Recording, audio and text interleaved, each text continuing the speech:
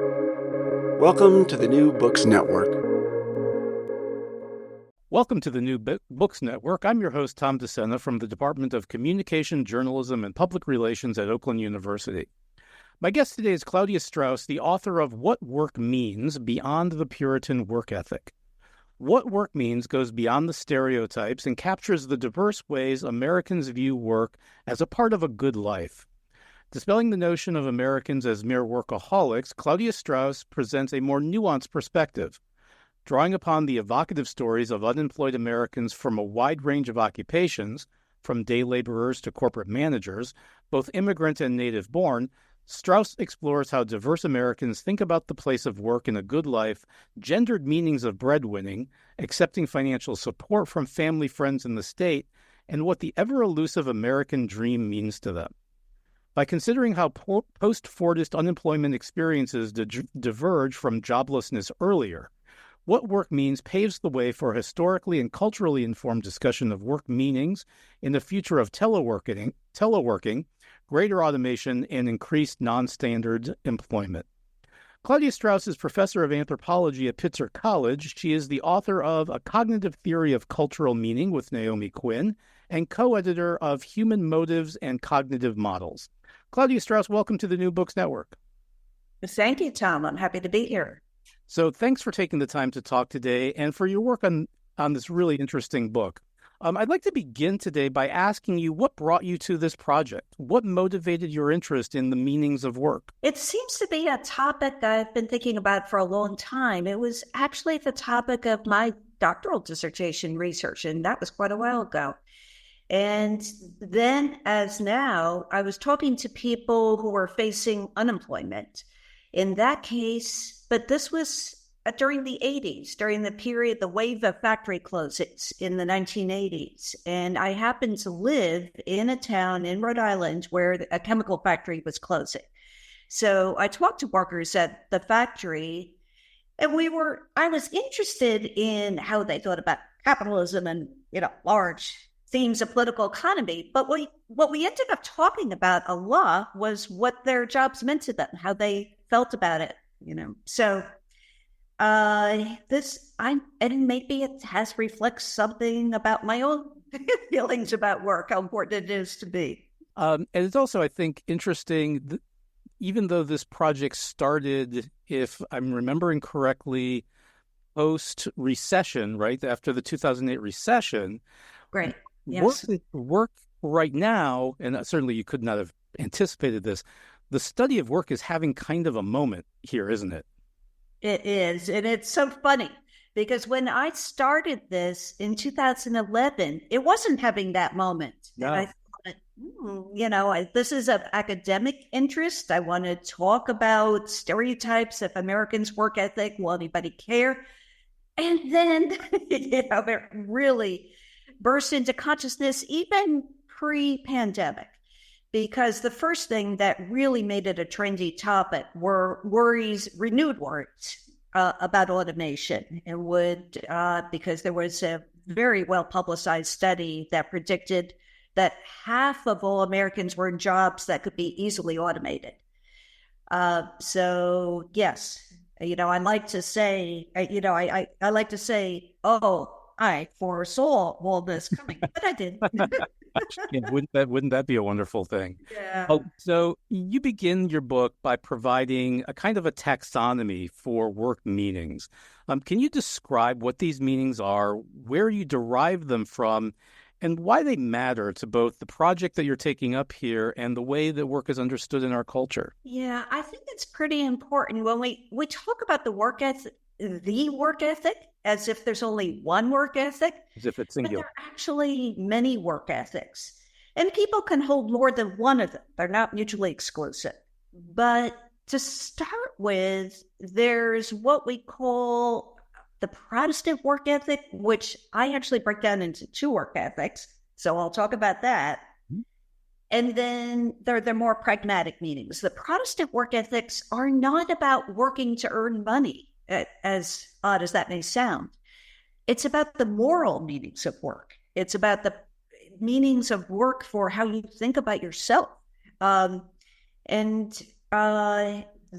I got the name. I would not have given that name to it. It doesn't just apply to Protestants. I got this name, as probably all your listeners know, from Max Weber, The Protestant Ethic and the Spirit of Capitalism. Weber thought he was describing just one work ethic. I argue in the book, he actually implicitly describes two, and I definitely found two. So let me go through those very quickly, and then I'll talk about the other work ethics that are not about moral meanings of work. Okay. The basic idea of the Protestant work ethic is you don't just work to earn money to live. You work also because you're not a good person if you're not being productive.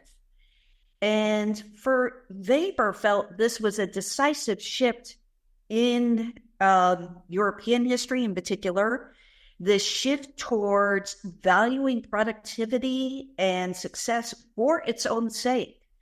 And what he was particularly seeing this among entrepreneurs, business owners, who would work and work, not just to get money to spend. Actually, when he's looking back at an earlier time period, he was particularly interested in the Puritans, the Calvinists. Puritans are one type of Calvinist, who were doing it because they felt if they were successful, that showed they were in God's favor and they would be saved after they died.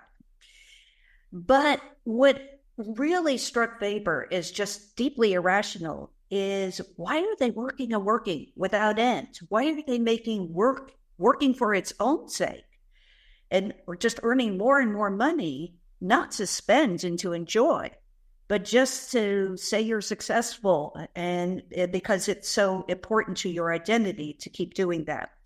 That's what he focused on. But I have to say, when I talked to my interviewees, and I should talk a little bit about who they were, what I did in my research is, so this was a couple of years after the Great Recession. It was still a very stagnant job market, particularly in Southern California, where I am, and unemployment rates were over 12%. So I went to job fairs, I went to career counseling sessions, handed out my flyers, and found lots of people who were looking for work at all different kinds of jobs. So these were both hourly workers and salaried workers. So when I was talking to them, one of the questions I asked was, would you say that work is central to your identity? And for Weber, this is the sign of this living to work ethic that he found so irrational. And to my surprise, a lot of them said, no, I wouldn't say it's central to my identity. I'm a good worker. I take pride in being a good worker. It's not central to my identity.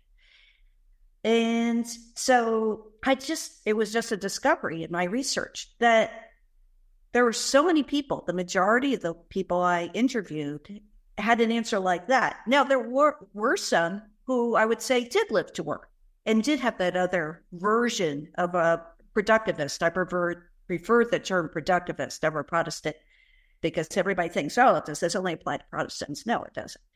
So the people who had that other version of a productivist work ethic, yes, a living to work ethic, work is central to your identity. You willingly work long hours. And this is something I know you write about, Tom, among academics, right? Yeah. Yeah, we do that as academics, and you talk about that in your own work. But yeah, so that's there. But it was about 18% of the people I talked to. And many more of them had that answer, I'm not a workaholic. And they would see it in that way, as if, who would be a workaholic? Who would have such misplaced priorities? So I found that fascinating. Not just that they didn't apply to themselves, but they treated it as if, oh, of course, that's how any sane person would think. Yeah. Sure. Yeah. So I found those two versions of a productivist work ethic. And then, of course, people also work to earn money. And again, I found a couple different versions of that. One is working just to meet your living expenses, and that's the primary reason everybody works. And also, you don't want to just barely survive. You want to survive at a certain consumption level. So we got into what is an ideal level of consumption for people too, and what do you do? How do you feel when you've been out of work? Following the Great Recession, people were out of work. Typically, the average was about 8 months, 9 months. Most of the people I talked to was over a year. And so they couldn't afford the lifestyle they used to be able to afford. And how did they feel about that? What was important to them? What was their ideal, and many of them used the term American dream. How did they think about that? So those are some of the work ethics I talk about. And then work ethic in general, what's interesting about work ethic is it only applies to work abstractly.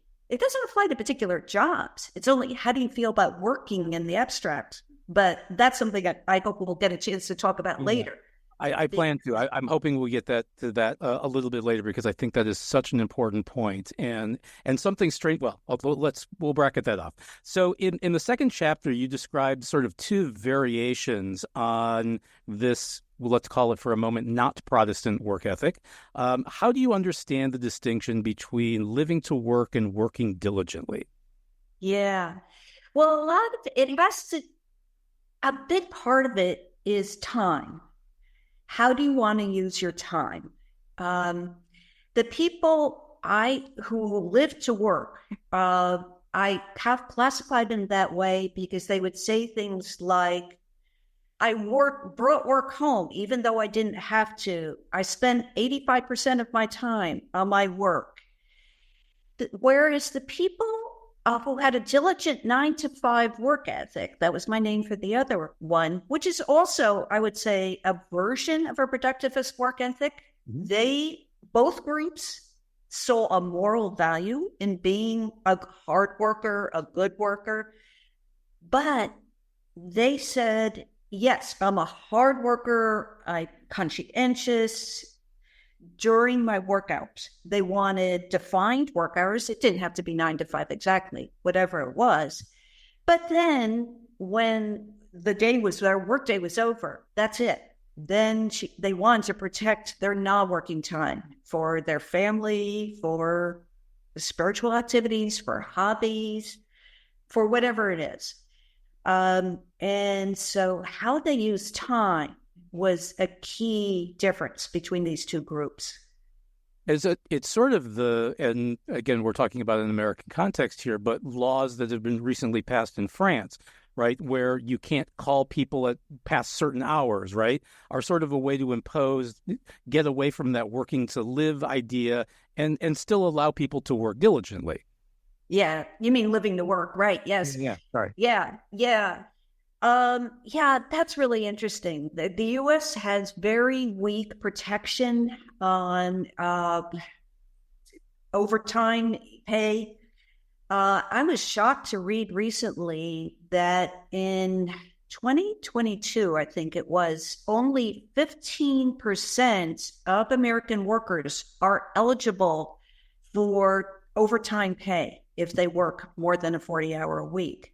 Right. And whereas many countries, yes, in the EU mandate an average work week of no more than 48 hours. And yes, we are starting to see these laws being passed. You can't require people to answer emails after their workday is ended.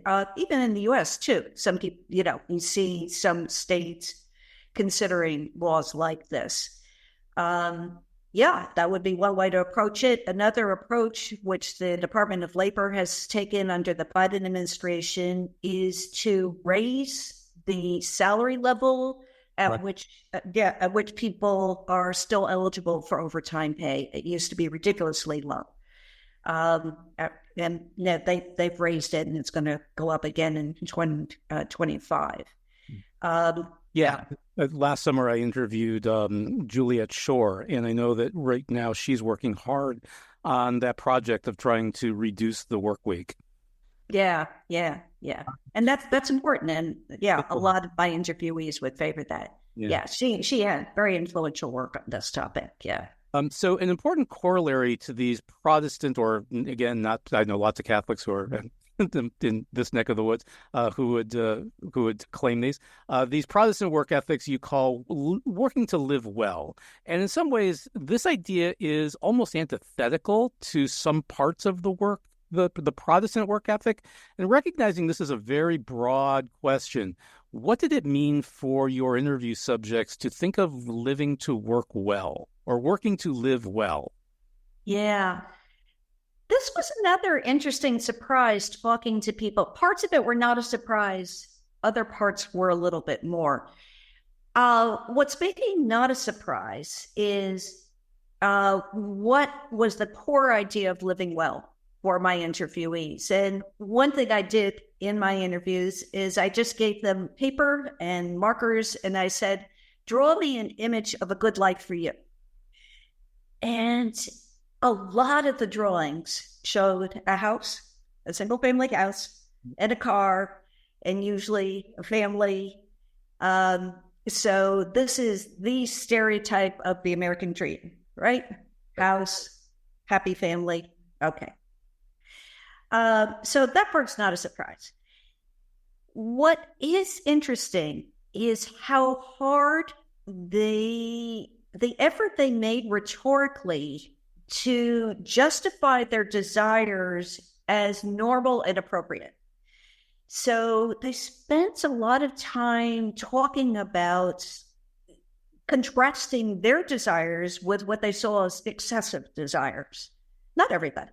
A few people really enjoyed luxury and talked about that, but they were rare. Most people said they didn't want luxury, and they would say, I don't want a Jaguar, I just want a Toyota. All right, maybe it's a Toyota SUV, but it's only a Toyota. Okay. And so there was a lot of rhetorical work went into discussing what's appropriate consumption. And I had this realization, we keep hearing at this trope of the white picket fence, right? And I kept thinking, what's the deal with the white picket fence? They're not even that common anymore. How often do you see houses surrounded by white picket fences, right? You think of any. Right. I mean, I do see some of it, but and then I realized that white picket fence image goes back to that post-World War II period. And people were kind of nostalgic. They would say that was appropriate consumption. The average size of a house then was about half the size of the average now. So I don't know if that's what people actually want, if they really want houses that small, surrounded by a white picket fence, but it goes with this moral idea of your consumption desires should be appropriate. And that is such, and again, as you said, what you regard as appropriate is so culturally influenced. And by all of those factors, I was, you mentioned I owned a house that was built in 1950, about 1,000 square feet. And we lived in it while I was going to graduate school. And then, I got my tenured track job. And it was, my wife and I said, well, it's time to get something more appropriate for our family, which at that time was just the two of us. And I will never forget this conversation. It was just and again, I think it speaks to this a little. My next door neighbor had lived in basically the same house, right? About 1,100 square feet. And he had raised 2 kids in it. And he said, well, why are you leaving? Because we've enjoyed having you as neighbors. And I said, well, we just feel like we need a little more space. And it dawned on me how dumb I sounded at that moment, thinking that, the two of us were needing more space than this person had 2 kids in for, 20 odd years, however long they were in the house. But again, those meanings of what the space feels like to us, and again, what's appropriate for us to consume is so, they're influenced by so many factors. Exactly. Yeah. So now, average appropriate, it's 3 bedrooms. It's got to have 3 bedrooms and 2 baths and, a certain size lot. And, can't be an apartment. and they don't even, it's hard to even find. I think there's a study out that said, they're finding anything that is even 2,000 square feet is becoming increasingly difficult. They just don't build to that specification anymore. Yeah. And so one of the most, I think, heartbreaking chapters of your book deals with the idea of working just to live. And in some ways, as you said before, this is the most obvious of the cultural meanings that work can have for people, because this is how we meet our daily needs. Indeed, you might even not even consider this to be cultural, but a material necessity. But what did working to live mean to the people in your study? Yeah, what I realized is its meanings change depending on the alternatives. If you don't have a paying job, what do you fall back on? And what do you fall back on and feel you can maintain your self-respect?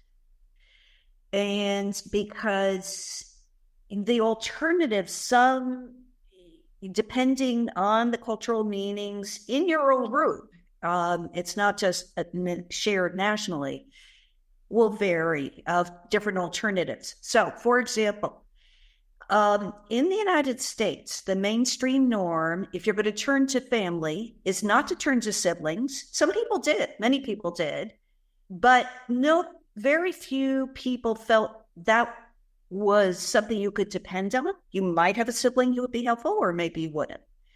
Even fewer turned to their grown children, and this was fascinating. The mainstream American pattern is, even if you're grown up, your 30s, your 40s, your 50s, your 60s, you turn to your parents. Yeah. Your parents have a responsibility to help you throughout your life. Now, suppose you're a parent, is it reciprocal? No, you don't, there can be great shame in depending on your grown children, even if they're well established and can afford to help you, which is quite different. My interviewees include many immigrants from Southeast Asia, from Latin America, and they just took for granted that part of what they were working for was not just to support themselves, but to support their parents and help out their parents. They had a duty to help their parents. I interviewed two men from Mexico who had, during the Great Recession, when they couldn't get their normal jobs, were working as day laborers, and living very difficult hand-to-mouth lives. But one of them said, if my mother gets in touch and said she needs money, I will find a way to send her money. That's just a duty. So part of the working to just live is thinking about, it's not just the work, it's how do you feel when you can't get income in that source, and where else do you turn? Now, the other big option, of course, their faith, several people got them from their churches or temples, or some from friends. That's difficult. You can't rely on friends. But the other big source is the government. And just don't want to pause you for a second. Yeah. There were really heart-wrenching stories in there about people who lost friendships, essentially, because of not wanting to feel as if they were dependent on friends. Oh, yeah. Thank you for, bringing out that part, Tom. Yeah. Those were very sad stories. Yeah. And sometimes it wasn't even the friends who had said, who initiated this. It was my interviewee feeling, I can't just keep asking them for money. You know, what kind of friend am I? So then what's your next source? The government. And then here's where things get interesting too, because there are different ways to get funded. If you have lost a job through no fault of your own, there's unemployment insurance. If you have a standard employment contract, if you're a freelancer, right, an independent worker, the way the system works now, with the exception of the pandemic, which was a fascinating exception, there are no unemployment benefits for you. And there are many other restrictions. You have to be in the state, certain amount of time, have worked, have built a certain work record, and so forth. For the most part, I would say with almost no exceptions at all, my interviewees all felt very comfortable taking unemployment benefits. No stigma on that. Where there was stigma and a certain reluctance was with something like food stamps. Now, during the Great Recession, and this was during the Obama administration, the rules were loosened. Normally, you have to be desperately poor and you don't qualify for very long to get food stamps. Because unemployment rates were so high, they loosened the requirements and more people were eligible.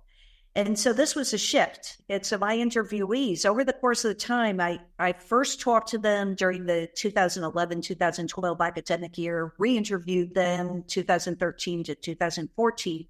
During that time period, some of them kind of shifted from, I'm not the sort of person who takes food stamps, to, wow, I am so glad those food stamps were there for me. Mm-hmm. But more typically, native-born people born in this country than immigrants.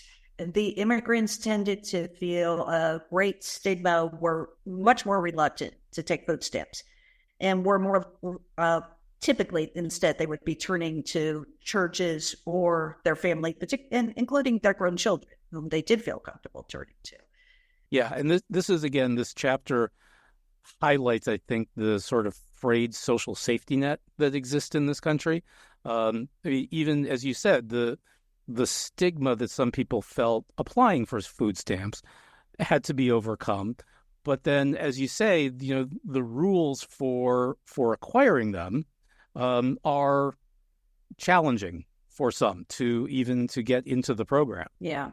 And there was just that brief shift during the Great Recession, and now it's kind of back to very restrictive rules. Yeah. So, of course, in Chapter 5, you talk about the way that meanings attach to and interact with our ideas about gender. So, again, recognizing that this is a really broad question, how are work meanings gendered? Well, I won't say innate meanings. For me, innate has a sense of inborn. But this is, of course, fascinating. And here I saw what on the surface looks like continuity, but also with some changes, historical changes. What looks like the continuity is that, particularly in heterosexual couples, if the man was out of work, there would be more strain in the relationship than if it was the woman who was out of work in the couple. And so this is not in every case. It was just somewhat the pattern. That was the direction. So that's what looks like a traditional man's expected to be the breadwinner, the woman is not. But there were some changes in this that you can see when you compare what I found with what earlier researchers have found. So one change is in studies that were done in the 1970s, 1980s, even 1990s, a typical pattern was for dual income couples were the actual norm. They've been for a long time in this country. But there would again be this rhetorical effort by not only the husband, but also the wife to downplay her contribution to the household. So it would be framed as, oh, she's just working for her own spending money. She's just working for extras. She's just working to get out of the house. Even if her income was needed in the household budget. That was not the case in my study at all. That was definitely not the case, where both members of the couple were acknowledging her income is needed. Both incomes are needed. And if one of them is out of work, there's a lot of pressure on the other, whether it's the woman or the man, to go back to work. Practically all the ones who were in couples were heterosexual. I just had one interviewee who was gay and one who was bisexual. Yes, so there was very much a recognition not only of the fact of dual incomes, but that this should be the norm. Both incomes are needed. The other thing that was really interesting is when you compare my interviewees who were out of work with if you go further back to the Great Depression, there was a classic study of unemployed men during the Great Depression. And at that time, there was the argument the sociologist makes about her interviewees. She interviewed both the men who were out of work and their wives and their grown children who were still at home, their teenage children, was that the man lost power from being out of work. And he would make statements like, she quoted some of her interviewees saying things like, I'm not going to let my wife work. I would sooner kill myself than let my wife work. Yeah.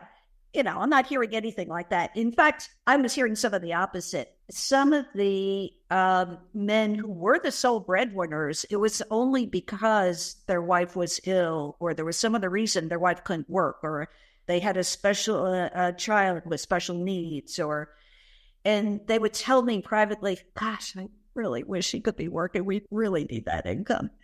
So that was all interesting. Although I have to say, I did find also that there were a few of the men I talked to who, when they talked about being out of work, talked about being emasculated by that.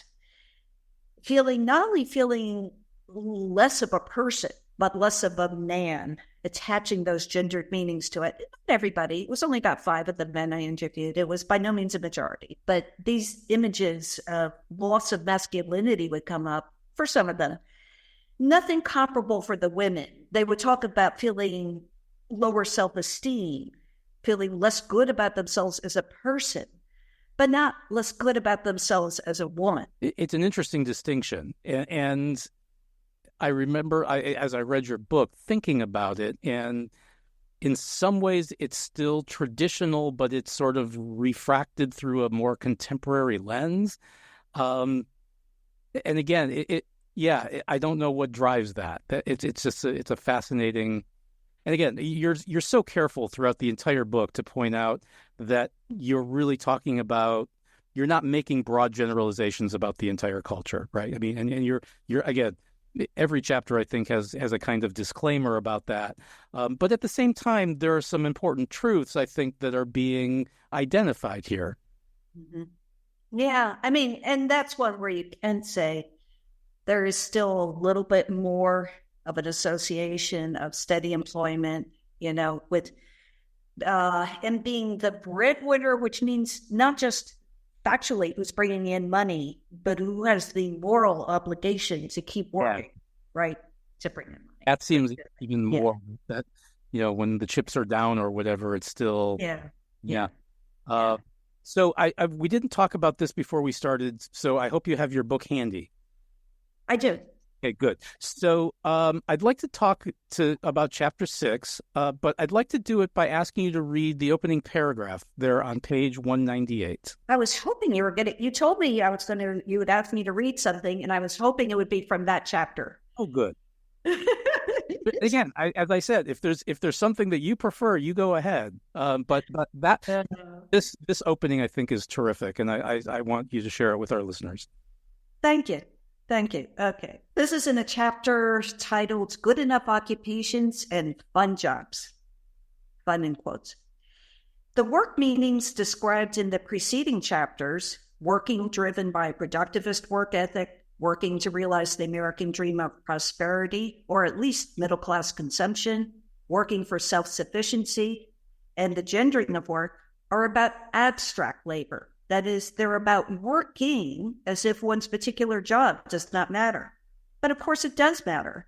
Work always occurs in specific occupations, with typical tasks, in particular physical environments, and with agreeable or disagreeable individuals. The meaning of work for my participants was not just about what it meant to work at something somewhere. It was also about the meaning that their specific jobs had for them. Unfortunately, there's a common assumption in the United States that some people want to work for a living and others do not, without recognizing that specific past work experiences and future opportunities shape feelings about working and not working, as well as approaches to choosing a job. This is such an important chapter in this book because, as you say, right? Work is never just work in the abstract. It's always doing something in particular. So if you go back to, as I was thinking about it, your beginning question, right, is work central to your identity? And I think I would probably say no. But if you ask me whether being a professor is central to my identity, I would have to probably say yes. Yeah. And it's just that wherever that disjuncture is between those two ideas. So again, in what ways do you think? Well, there's a lot going on in this chapter. A lot of times people miss this, but in some discussions, we frequently miss the fact that people identify with the particularities of their work experiences. Yeah. And sometimes it works in different ways. Now, let me make sure I understand your question. Identify with the particularities of their experience. You mean identify what you were just saying, like identify as a professor? Is that what you mean? Or yeah, or even I'm thinking of the woman in your study who was the hairdresser in, if I'm remembering, Brazil, right? And it was so much a part being able to work with clients and their hair was just something that she felt was like it was who she was. And when it was taken away from her, it wasn't that she couldn't replace the income, although I think if I remember she couldn't, but it was that loss of this thing that was so central to who she thought of her, how she thought of herself. yeah, actually, that's very interesting. Yeah, I interviewed 3 different hairdressers. The one you're thinking of is maybe the one from Venezuela, and but that's close enough. But because she wasn't documented for many years, Right. she finally was able to. But during the period of the study, she wasn't documented, and so she wasn't able to get any kind of a job where you need documentation. Yeah, and she really did see this as part of her identity. I had interviewed somebody else who actually became my hairdresser, who, Right. Yes, it was also, she's not an immigrant, but she also saw this as a big part of who she was. Yeah, so I did interview different hairdressers who, and this was a big part of who they saw themselves to be, and they really enjoyed the job. Now, what they might have said, and what one person did say to me, there was one woman I interviewed who when I asked her that question, would you say your work is central to your identity? She said, it's not that I work and then that becomes my identity. It's that first I have a certain identity and that determines the job I pick. This, though, was for just one slice of the people I interviewed. There was one slice of people among my interviewees who had what I would call a passion for a certain occupation, right? They had an occupational passion, something they felt they were meant to do. That's how I define a passion. It's not something imposed by management. You can't impose an occupational passion. In fact, an occupational passion is not the same as enthusiasm about a particular job. Yeah. You might have a passion for your occupation, but hate your boss, or you're really, Sure. Yeah, right. So, you can really think of yourself as a professor, but not like the working conditions where you are. But a lot of the people I talked to, and I really kind of want to get beyond this group because it was very interesting to talk to them. Very often they came by their passions through traumas, through very interesting life stories, sad life stories, but they were not the majority. And what was more common was what I call people who had discovered a good enough occupation. And I think this is an under-recognized approach to choosing an occupation, because we recognize the idea of do what you love. That's young people are being told, do what you love. You'll never work a day of your life. So that's nice. If you can find something you love and if you can support yourself with it, you may not. Or there are other, culturally recognized approaches. Find something that will pay well and, where you can advance and, have a secure life. That's recognized. work, what I call work is work. Just the point of it is to earn a living, doesn't matter what you do. That's recognized. And I found all those approaches. But what was also very common was what I call this good enough occupation approach. And the way this would work, people would use expressions like, I stumbled into this. Mm-hmm. They would try different things and reject them. Maybe it just didn't fit their values, quite what they've been doing. They weren't really interested. They weren't very good at it. Or one woman I talked to, she found the man that she wanted to marry and he was moving, and so she needed to do something else. But what they would do is sort of gradually over time figure out, what am I good at? What do I enjoy doing? It doesn't have to be a passion. It doesn't have to be like the love of my life. We have all these almost marriage-like metaphors. You know, you should find the job you love, like your perfect partner. But it doesn't have to be that. It's a little bit more, it's not like an arranged marriage either, but it's like, you know, it's a perfectly good, you know, marriage to a field where you like it.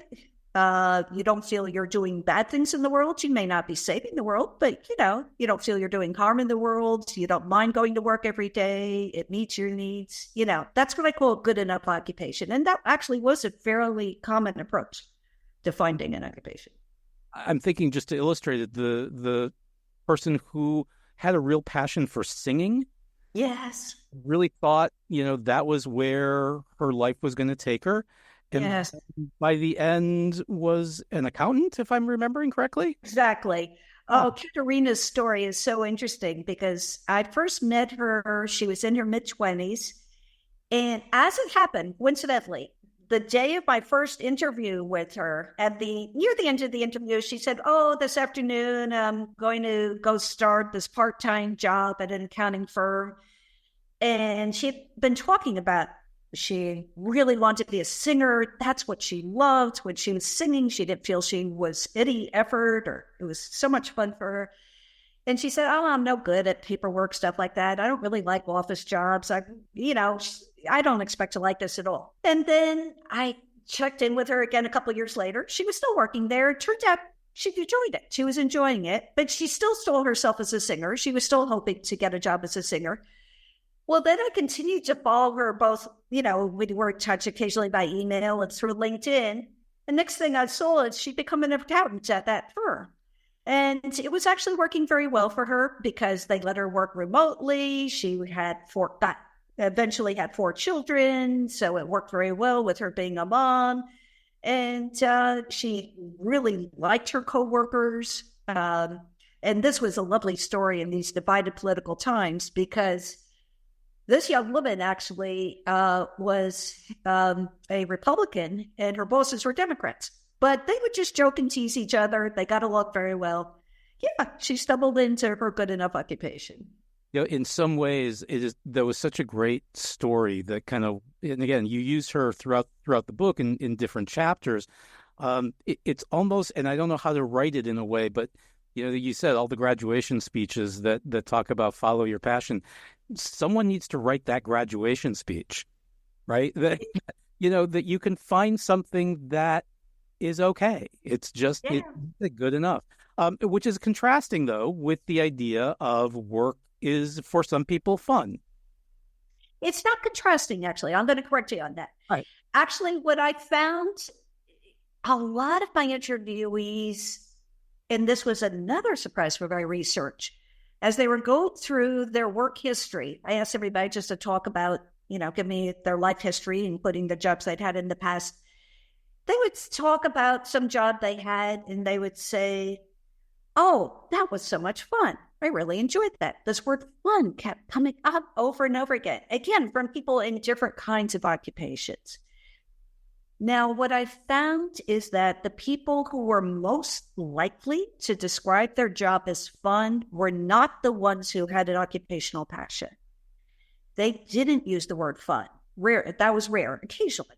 Fun has kind of a lighter connotation to it, right? It's not, and this is what I found fascinating, because I think as theorists, we tend to go to two extremes. And I don't know if this was part of your planned questions getting to the last chapter. Do we have time to talk about post-work versus laborist approaches, or should I talk about that now? Oh, no, go right ahead. Okay.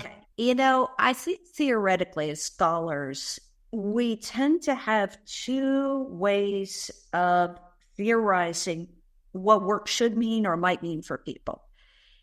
And as political organizers also. One could be called laborists, and where the real tip-off discursively that someone is taking a laborist approach is if they use the phrase dignity of work. So this is a kind of serious approach that just being a worker at anything, again, this is abstract, doesn't matter what you do, being a regular productive worker gives you self-esteem. It's important. It makes you a good person. You're contributing to society. And, so there's that idea. The moral, again, it goes back to that productivist ethic. There are also post-work theorists, and the post-work theorists would argue this is false consciousness, basically, that's been imposed on us to get us to produce profits for others. And the real enjoyment in life is to find enjoyment outside of our jobs, okay? What I found doesn't fit either of those views, right? When my interviewees talk about their jobs being fun, they're finding enjoyment and pleasure at work, but it's not the serious dignity. It's the pleasure of joking with their colleagues, like Katerina, joking with their bosses about their politics. It could be enjoyment of the tasks themselves, and some of them did find fun in the tasks themselves. And there could be different kinds of tasks. It could be, and so I had a supply chain strategist who found that intellectually interesting. I had a secretary who really enjoyed figuring out PowerPoints and Excel spreadsheets. Really, she used the word fun for that. I had a human resources manager who, when he had an international assignment, really enjoyed that. So it could be many different kinds of jobs. But it has this lighter, it's not being a good person, I'm having fun. I'm actually having fun, which is another part of my complaint about Weber's idea of the Protestant work ethic. It's also serious and so moral. And this isn't so serious. And it really does tend to go a little bit more with this good enough occupation. I'm not taking it so seriously. Yeah. So in the final chapter, you reflect on really the many ways that the pandemic has upended much of what we think about work and offer some ideas about what work might look like in the future. Based on your research, and again, you're very careful to bracket that off and saying this is just right. Based on this, what trends do you see shaping how we understand the place of work in our lives today? Yeah, I'm glad you asked that, because I've been giving a lot of thought to that. And again, I don't want to say that what I found would hold true for all time. To take a very obvious example, I was interviewing people in the 2010s before remote work became common. Katerina's bosses let her work remotely before the pandemic, but nobody else was working remotely. And that is an important trend because it's shaping not only our ideas about the place of work, but inevitably also the timing of work and how you integrate your non-work activities with your work. And that is really important. A really big trend that I don't think gets talked enough. Obviously, there's a lot of talk about automation. That's where people often go first, thinking about the future of work. And that is important to think about. But I can get to that in a minute. But I think a really important trend that we need to pay more attention to is the rise is getting away from standard employment contracts and the rise of independent contracting, freelancing, gig work, platform work, right? Mm-hmm. It was a really surprising statistic, a survey by McKinsey, where they found that more than a third, this was last year, I think it was a year ago, or 2 years ago, they found more than a third of Americans are independent workers, gig workers, freelancers, substitute, workers, on-call workers. And for the vast majority, it was their primary source of income. It wasn't extra income. It was their primary source of income. And this was a huge increase just even from 2016, when it was more like just a little over a quarter. Now it's over a third. This is huge. Yeah. It's getting away from you were on somebody else's schedule. Now you're making your own schedule. Not always. You could be working for a temp agency that could place you somewhere where somebody else is making your schedule. But it's getting away from, obviously, we talk about precarity. It's obviously more precarious. You can't count on this income. It's also the flip side of that is, in certain circumstances, you may be able to make your own schedule, make your own time, a little bit more that way. I don't want to put it just in negative terms as precarity. I just want to think about, this changes very much the whole way we think about the place of work in our lives. We've gotten away from what some theorists have called the work society, where you just assume that adults, or at least heads of household, will hold about an 8-hour working day, 5 days a week, approximately. Everything else is organized around that. We're starting to move away from that. And that's going to change everything. I had a thought, my gosh, I was talking to people who are unemployed. You can't be unemployed without having standard employment, Right. right? I wouldn't be able to do a study like this in the future, Yeah, that social safety net, again, doesn't often apply to these folks either. Oh, and it doesn't. No.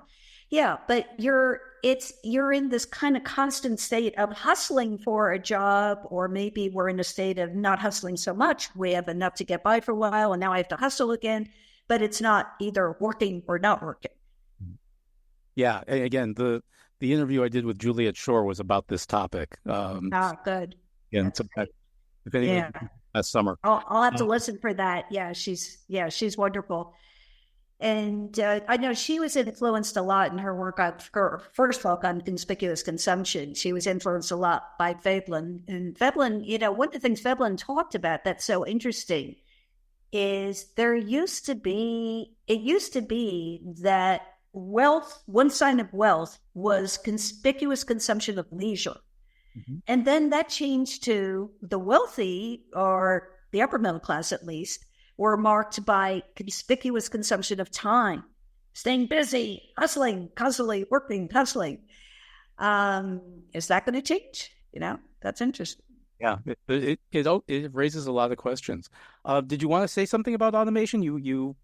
Yeah, very quickly. I mean, I think one of the big points I want to make with this research is meanings of working or not working are not fixed for all time. I see people talking about future. Suppose it were true that the robots come and take our jobs, or ChatGPT comes and takes our jobs, whatever. Suppose that were true. At that point, working society will change. How we use our time will change. Family structures will change. Gender roles will keep changing. We can't assume that the way people reacted to factory closings in the 1980s is how they're going to react in the future. Mm-hmm. Yeah. So before I let you go today, I'd like to ask, what are you working on next? Well, one thing that interests me, in addition to, publicizing this, of course, but my next big project actually is a little bit also up your alley as somebody who looks at discourse and rhetoric. I'm really interested in different ways of analyzing interviews and other kinds of discourse to get at not things, what they say about cultural meanings that's not obvious. Okay. So I want to kind of write about different methods for analyzing. Okay, very interesting. Yeah. Okay. Well, thank you again so much for your time today. Well, thank you, Tom. I really appreciate it. Thank you for asking those questions and giving me a chance to go through the whole book. I really appreciated that. Absolutely. So once again, my guest today has been Claudia Strauss, the author of What Work Means, Beyond the Puritan Work Ethic, from ILR Press and imprint of Cornell University Press. My name is Tom DeSena, and you are listening to the New Books Network.